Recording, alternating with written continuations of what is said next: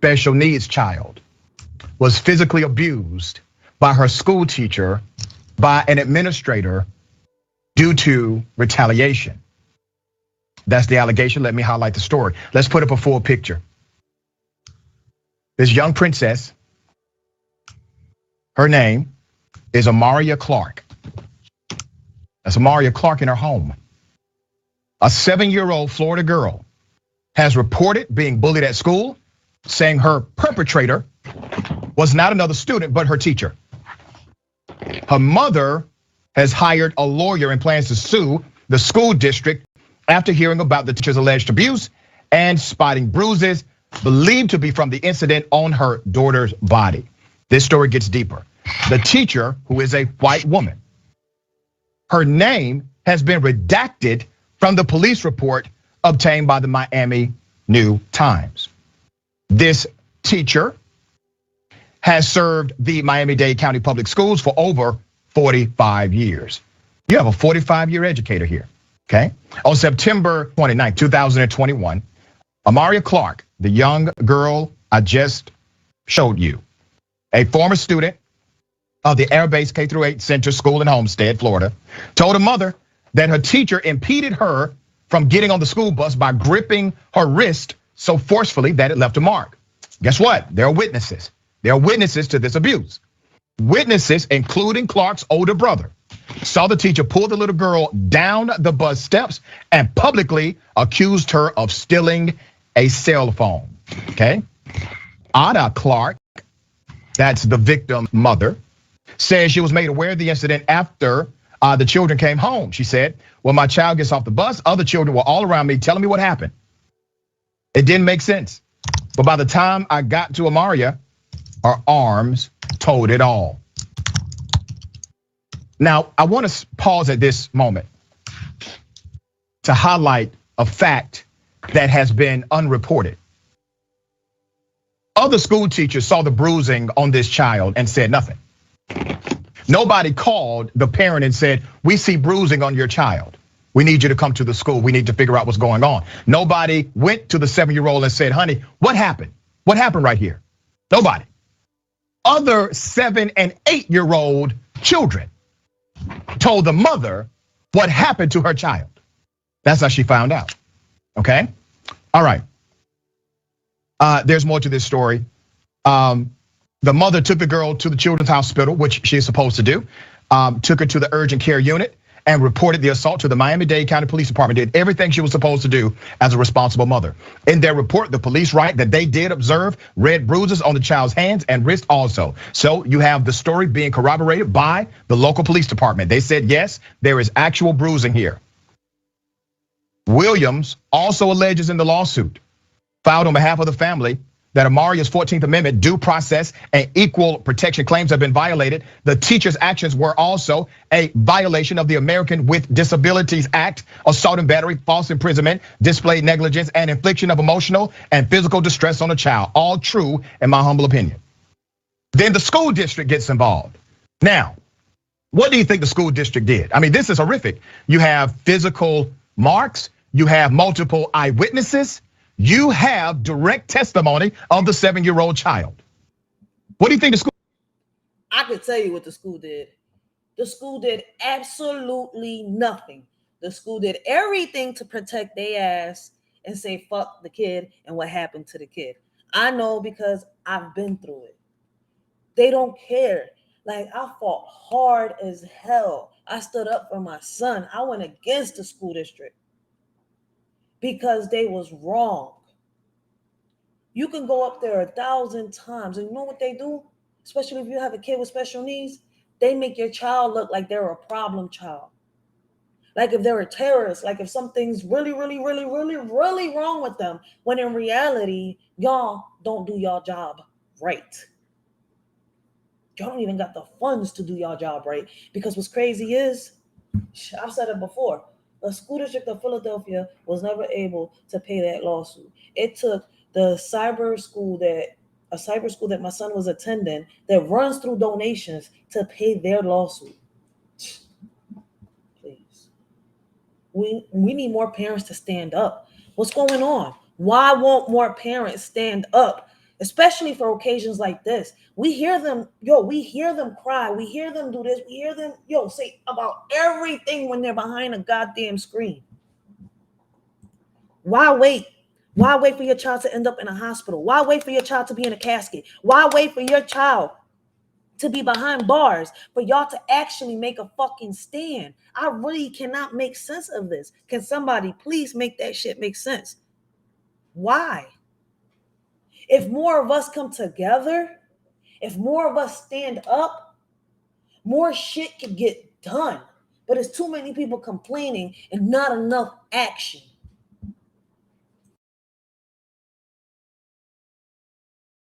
School system did. They defended the teacher. That's what they did.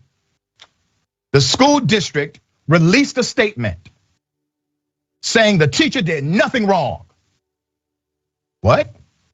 These are serious allegations that were thoroughly investigated. As soon as they were first reported, the investigation was concluded with a finding of no probable cause. Another attorney for the family, Frank Allen, says that no investigation has cleared the teacher. There was no clearing, Attorney Allen rebutted. Once we get a chance to depose officials at the school, the teacher, and some of these students, then we'll see if she's cleared. Clark described her adopted daughter as loving, sweet, and kind. She further noted that the girl, who is also developmentally delayed, is not an evil child or vicious child. Lawyers representing the family say the teacher's actions were in retaliation because earlier they told school officials about mistreatment in the classroom. All right. Now here's what is happening with this story. You notice I didn't put a picture up of the mugshot of the teacher because there is none. Okay, there is none. The family, after doing exactly what they were supposed to do, documenting the incident with the police, taking the child to the hospital, filing an official complete police report. Still, they have to go the extra step of getting the federal government involved, the federal courts involved, because locally the school system is trying to cover it up. But we are going to expose it today. J.R. Jackson, what are your thoughts about this? Very first thing, I read through this article and my blood pressure raised. I have a 10-year-old son and he's been through issues with teachers already. So this is a common thing. And I was like, 7-year-old girl was assaulted by her teacher who was upset about something that she didn't do, obviously. And if she had done it, still unwarranted, but put that aside. A 7-year-old girl was assaulted by a teacher and I was like, where is the police arrest part? Where's the, not there. Okay, next article. No arrest. Okay, so apparently she wasn't arrested. So I had to take that from the fact that I saw no one reported an arrest.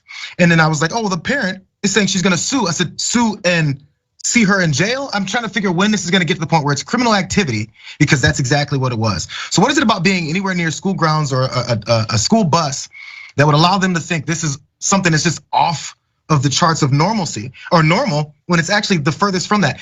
I'm on the Nextdoor app at home. I see people talk about homelessness and how they're destroying our communities, and I can't believe that tents up across my street. And if you guys walk out there, beware, there's unhoused people that are assaulting people on the streets because they're not in their right mind, you guys, be careful.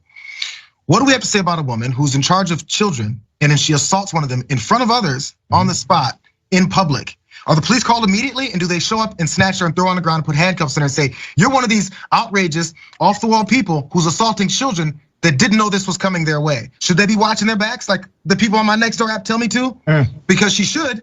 This is what happens. And then her thought, my last thought really fast before I finish, before my head gets hot here.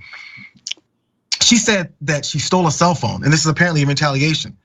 Because somewhere in these folks' minds, they know if I accuse a black child of stealing something, I have a better opportunity for being believed, because society in general believes the black folks steal things. No matter what, we don't have to ask any questions. We don't have to look and see if this makes any sense. Let's just say it, because I know everyone will believe me. That's where she went with this. Yeah, I concur with everything you said. According to the mother, there was no cell phone stolen. And that's what happens. Like, these school districts don't care. Like, they really don't care about our kids. We get judged for living in poverty. We get judged for living in the hood. Like, to me, in my eyes, I've seen it happen to little Hispanic boys, black boys, little Hispanic girls, or black girls. Like, I hate to even divide us, because at the end of the day, I know my roots. I know where I come from. And I know that my ancestors or Indian and African American.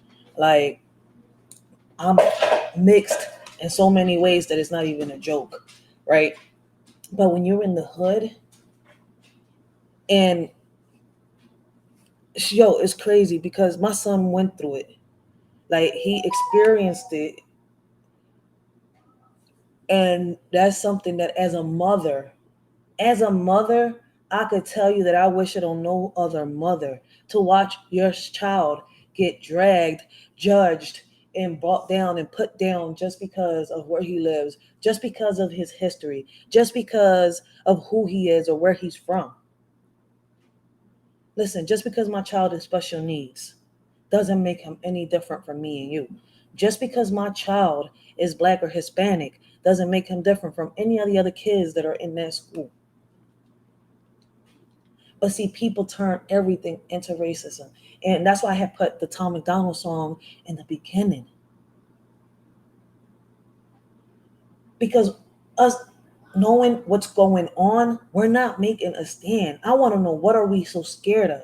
See, I'm not scared of shit. I made my stand. I've spoken up time after time to the point where people have said, Ray, you're going to become a target. Ray, you're real outspoken. Be careful, because people don't like to hear the truth. People don't like people that are outspoken and give good opinions or give good advice. Like, Ray, watch your back. Why should I watch my back? Because I'm standing up for the kids. I was able to help my child. What wouldn't I give to be able to help his friends around the community? And I know I'm not the only parent that feels like this, but too many of y'all are slacking. Do y'all care about y'all kids? What do we have to do to come together? Put our ego and our pride to the side. All of us that live in the hood saying that there can't be a change, when in reality there can be a change if we all got along, if we all start learning that how to talk to each other, if we all learned how to walk away from certain situations, not every situation, certain situations.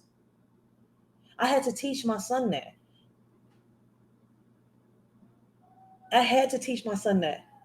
I'm tired of hearing these grown ass men tell these little ass boys that it's okay to hit a female.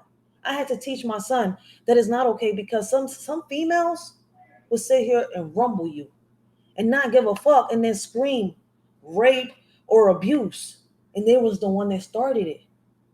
That's why, like, I try to be the most careful of what my kids get into. But us as communities, us as people, like, we really need to start remembering what our ancestors sacrificed their lives for. They sacrificed it. So why can't we make an effort? Salute, Johnny Blaze. How you doing today? But why can't we make an effort to come together and be the voice that these kids need until they hit of age? How many more of our kids got to lose their wings? How many more caskets no bigger than 3 feet we got to lay underground? For those of you that say, oh, teachers ain't bullies, teachers don't do this, teachers are all great. Nah, shout out to all the teachers out here that by any means necessary, they help our kids prosper. They see a child go through something and they help them. They don't sit here and do what this teacher did or what other teachers have done. As a parent, how do you really feel when you find out that a teacher has put their hands on a child that is close to your child? Do you sometimes think like, damn, what if my son says something that they don't agree to or they don't like, and he ends up in the same situation? Or your daughter? It doesn't matter. It's happened, as you can see, to girls. It's happened to boys. I put my story out here. But you know what the problem is? It's too many of us talking behind that screen. See, behind the screen, I can get emotional. Behind the screen, I can get like this. But when are we going to get up and make that stand? When are we going to really get up and make that fucking stand that we talk about so much? How many more kids we got to see die? Like I said, what y'all think, that our kids don't go through shit in their own communities? Some of these kids really go through stuff in their houses to have to go to school and do it. In the beginning of the video, I put the petition down. All that is needed is a signature. And like I said, a shorty is willing to take all the lash, all the heat, all of it. I don't care. As long as I know that I made a little difference, a little difference. I do know that in my community, the more that I talk to these kids, the more that my baby pops talks to them, the more that the group of us come together and actually talk to them, they listen. It's all about how you talk to them. It's all about how you talk to them. A lot of these kids are lashing out for so many reasons. The stuff they're going through, the stuff they see. They have feelings, they have emotions just like me and you. How did you feel when you was a child and you was going through some shit and you was getting blamed for shit that you didn't even do just because you was there at the wrong time? But you had to take the heat for your homie. But y'all think that our kids ain't going through the same thing that we went through? Probably 10 times worse, because half of these kids don't just got their problems, but they got the world.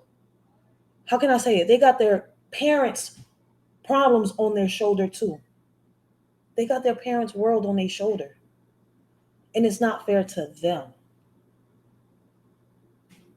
I get on here on YouTube and sometimes I'm like, damn, like, when am I going to sit here and find YouTubers that'll, okay, I get the roasting. I get all of that. It's fun. I get on here for, some entertainment sometimes. I get bored. I want to see some entertainment too. I'm addicted to cooking shows on here on YouTube. But sometimes I get on here and I'll be like, damn, I watch Sister T. I watch Johnny Blaze. I love watching Humble King. Shout out to Humble King. Shout out Johnny Blaze. Like, y'all funny as hell. But y'all also got in between y'all, y'all little roast and y'all little stuff. Y'all got some topics that be on point. And I sit here, I'm like, why isn't people listening to those important topics that they bring up? It's like the people's only focused on the drama around the topics that are getting spoken that are important. That I could never understand. And end up creating their own beefs all because they don't agree to what somebody said on their own platform or channel. How can we, send a positive message? Like, I do get on here sometimes and I'm like, damn, like, these kids are doing exactly what we do on social media. Some of them look up to these these, how can I call, influencers. Basically, when you sit here and you want to try to make a little difference and you do some work around your community and stuff like that, and you give back, you basically become an influencer. I don't know if I'm saying it right. I hope I am. But like, we gotta watch what we do on social media. It's all right to do half the shit we want to do. Like, listen, let's roast a motherfucker right now, right? But we gotta watch what we do and what we say because our kids follow. I'm a parent. Like, it took me a minute to see that everything I do and say, I have a 16-year-old, autistic. He watches all my videos, all of them. And I thought it was only certain videos that he would watch. No, he watches all of them.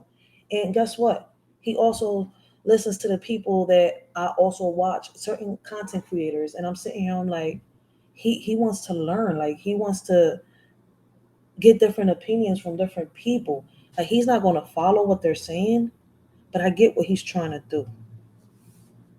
And my whole point is with this. I'm about to show y'all a video. All for the clicks and views. Listen, I've seen a lot of content creators out here, right, that get monetized and they do their thing on YouTube. And you got to give it to them, right?